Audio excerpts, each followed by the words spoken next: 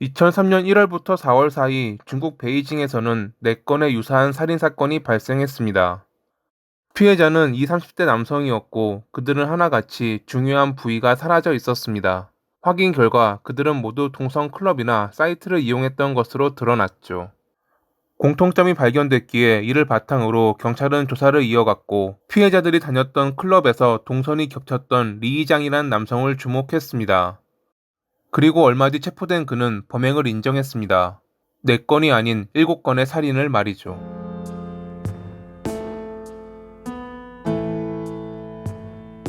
1980년에 중국 먼터우거우의 평범한 집안에서 삼남으로 태어난 리 이장은 유년 시절 할머니 집에 맡겨져 자랐습니다. 어렸을 때는 별다른 일 없이 잘 지냈지만 그가 중학생이 되며 집으로 돌아왔을 때 문제가 발생했습니다. 어머니가 그에게 여자옷을 입히고 화장을 시켰던 것입니다.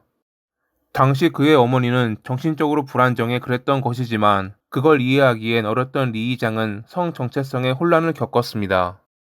아버지는 오랫동안 정신이 불안정한 어머니를 돌보며 스트레스가 쌓였는지 성격이 거칠어졌고 담배와 술에 찌들어 있었습니다.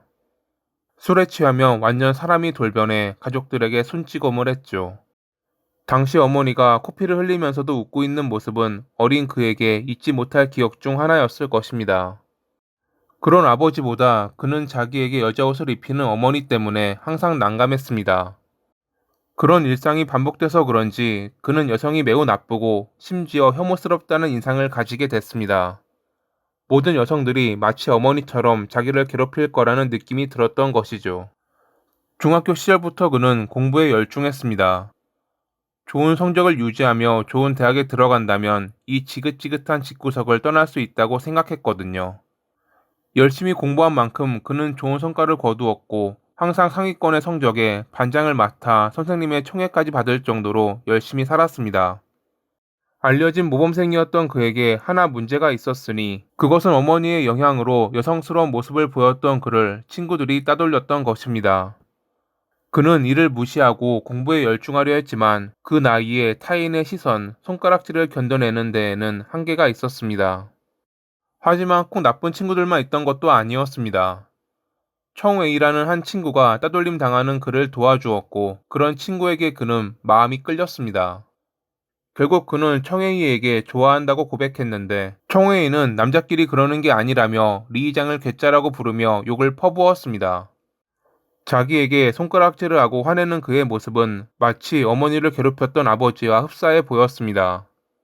자신이 사랑했던 사람에게 그런 모욕을 당했다는 것에 대한 수치심은 어느 순간 분노로 바뀌었고 얼마 뒤 그는 청웨이를 없애버리기로 결심했습니다. 1994년 2월 21일 달도 구름에 가려져 평소보다 더 어두웠던 이날 저녁 그는 홀로 걷던 청웨이를 살해했습니다. 훗날 그는 당시 심정을 다음과 같이 표현했습니다.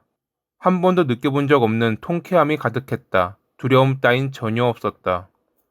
경찰은 곧 이 사건을 조사했지만 단서는 물론 용의자 또한 특정되지 않았습니다. 평소 보여주던 유약하고 성적이 우수한 모범생 이미지 탓에 아무도 리 이장을 의심하지 않았죠. 2000년에 그는 우수한 성적으로 베이징 이공대학에 들어갔고 원했던 대로 집을 나와 학교 근처에 방을 얻을 수 있었습니다. 하지만 원했던 것을 잃었다는 기쁨도 잠시, 그는 자신의 목표가 끝났다는 허탈감을 느끼고 있었습니다. 운동도 그리 좋아하지 않았고 친구 사귀는 것도 어려웠던 그는 집과 강의실을 오가는 것 말고는 따로 하는 게 전혀 없었습니다. 그러던 중 어느 날 그는 인터넷을 하다 보라색 소년이라는 사이트를 발견했습니다. 이 사이트는 동성에 관한 이야기를 나누는 곳이었고 그곳에 올라온 글을 읽으며 그는 자신의 성 정체성을 찾게 됐습니다. 이때부터 그는 잘 다니던 학교도 빼먹고 매일 이 사이트에 들어가 사람들과 대화를 나누었습니다. 당연히 출석도 제대로 하지 않은 그가 좋은 성적을 받을 리 없었고 결국 여러 과목에서 낙제를 받으며 자퇴했습니다. 이 뒤로 그는 베이징 번화가에 노점을 차려 옷을 팔았습니다. 유동 인구가 많고 생각보다 장사를 잘했기에 돈을 꽤 벌었다고 합니다. 한 번은 자기에게 대놓고 대시하는 여성과 동거를 하기도 했는데 그녀가 관계를 가지려고 자신의 몸을 만졌을 때 어머니의 모습이 떠올랐던 그는 그녀를 밀쳐내며 거부했습니다. 다시 한번 자신의 성 정체성을 확인한 그는 그렇게 혼자가 됐습니다. 보라색 소년 사이트를 방문해 자신을 위로하며 살아가던 중 어느 날 자신과 같은 한 남성을 만났고 곧 사랑에 빠졌습니다. 그 역시 그와 같은 힘든 시절을 보냈기에 둘은 서로의 상처를 보듬었다고 합니다. 이제야 그에게도 꽃피는 봄날이 온 듯한 느낌이었죠. 하지만 어느 날 동성들이 모이는 클럽에 갔던 리 이장은 거기서 처음 보는 4명의 남성에게 폭행과 추행을 당했습니다. 집으로 돌아와 그런 곳에 갔던 자신을 반성하던 그는 자기를 괴롭혔던 그들을 찾아내 복수하겠다고 다짐했습니다. 그렇게 그는 매일 밤 클럽 근처를 돌아다니며 그들을 찾았고 마침내 자신을 괴롭혔던 남성 한 명을 찾아낼 수 있었습니다.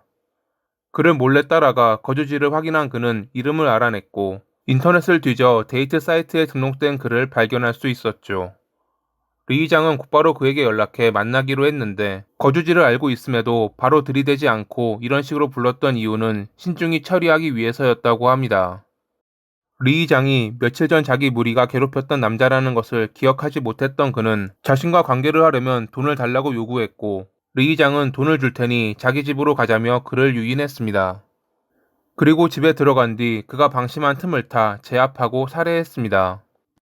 이렇게 끝난다는 것은 너무 관대하다고 생각하는 리 이장은 그의 중요한 것을 제거했다고 합니다. 얼마 뒤 두 번째 남자를 발견한 그는 처음 신중함과는 달리 그냥 대놓고 유혹했고 이번에도 그를 알아보지 못한 남자는 그에게 이끌려 살해됐습니다. 이런 식으로 그는 자신을 괴롭혔던 4명을 모두 찾아내 살해했고 같은 방식으로 은밀한 곳을 제거한 뒤 유기했습니다. 경찰은 피해자들의 공통점을 발견해 조사를 이어갔고 리 이장이 그들을 찾아 클럽 주변을 돌아다녔다는 것을 알아내 용의자로 선정했습니다. 그리고 4건의 범행 당일 그에게 알리바이가 전혀 없다는 것과 그들과 마찰이 있었다는 것을 확인해 범인이라 확신했죠. 2003년 4월 4일 경찰이 리 이장의 집을 찾아갔을 때 그는 별다른 말 없이 고개를 숙이며 순순히 체포됐다고 합니다. 신문 중 그는 그들이 먼저 자기를 괴롭혀 범행을 저지른 거라 주장했지만 그가 1년 전 2명 그리고 학창시절 청해를 살해했던 것이 추가로 밝혀지자 자신의 욕망에 휘둘려 범행을 저질렀다고 말했습니다. 그는 그저 자신의 마음에 안 드는 이들을 싫어했고 그들이 없어지길 바랐던 것입니다.